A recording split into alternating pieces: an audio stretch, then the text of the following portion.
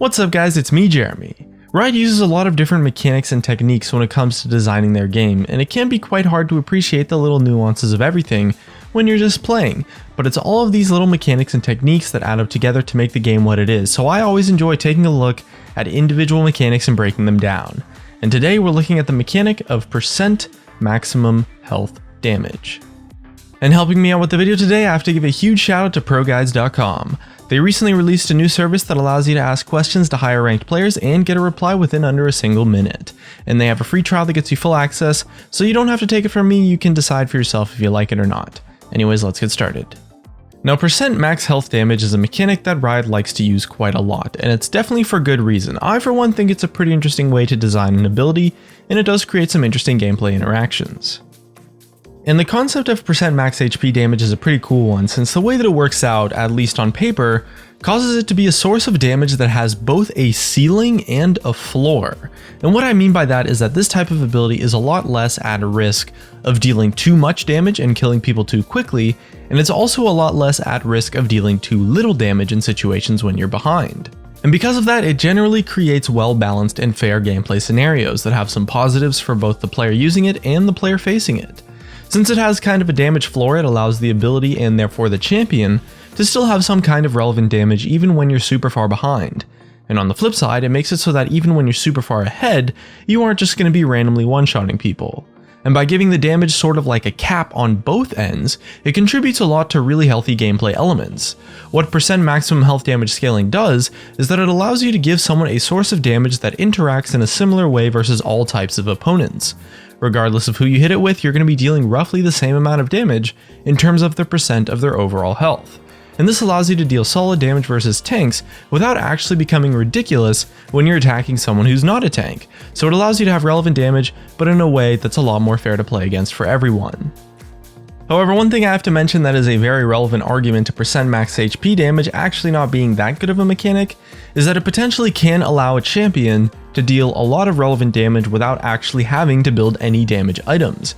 And as a result, you get this super tanky raid boss who still deals an insane amount of damage to people, which is certainly at risk of being overpowered.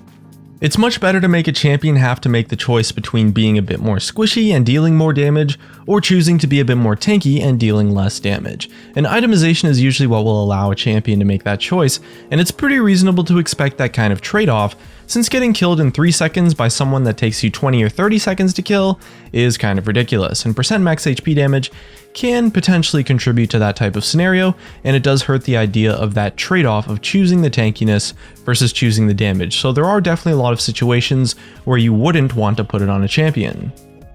And as a result, when implementing this mechanic of percent max HP damage, it's important to consider that type of raid boss situation and definitely try to avoid it.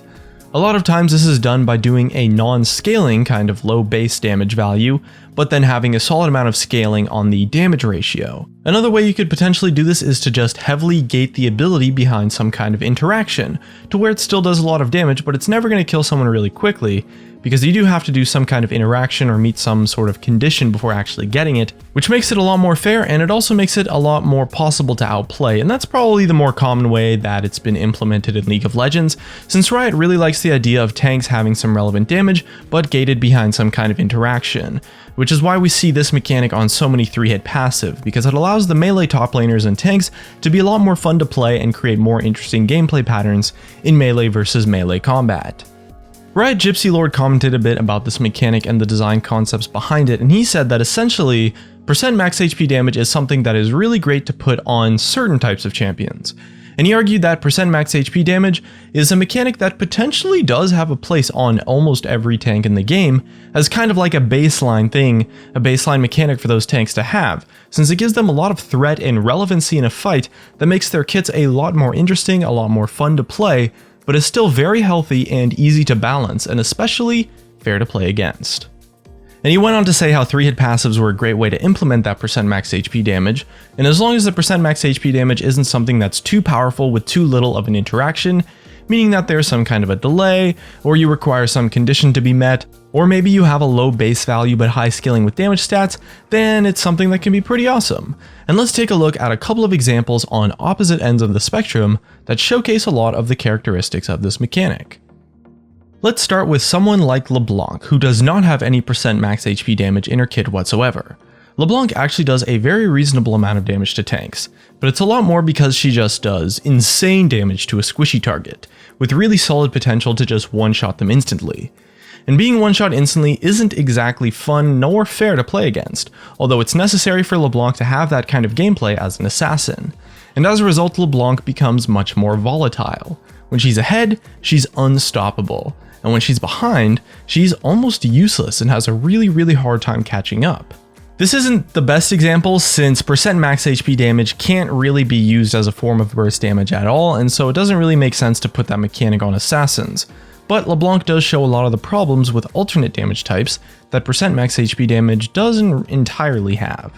LeBlanc is an extremely volatile champion, and is very one-dimensional in terms of her gameplay patterns since it revolves pretty much entirely around whether or not she can successfully kill her target. And she also becomes very unhealthy when she becomes too far ahead, since it reaches the point where it's just so easy for her to kill anyone, and it happens way too fast to be able to react or outplay most of the time. And % max HP damage does eliminate a lot of those problems, at least it does on paper, however it can't really be done with burst damage. But let's take Malzahar, who's a great example of this mechanic being implemented since he's fairly recent and he gains some % max HP damage on his ultimate.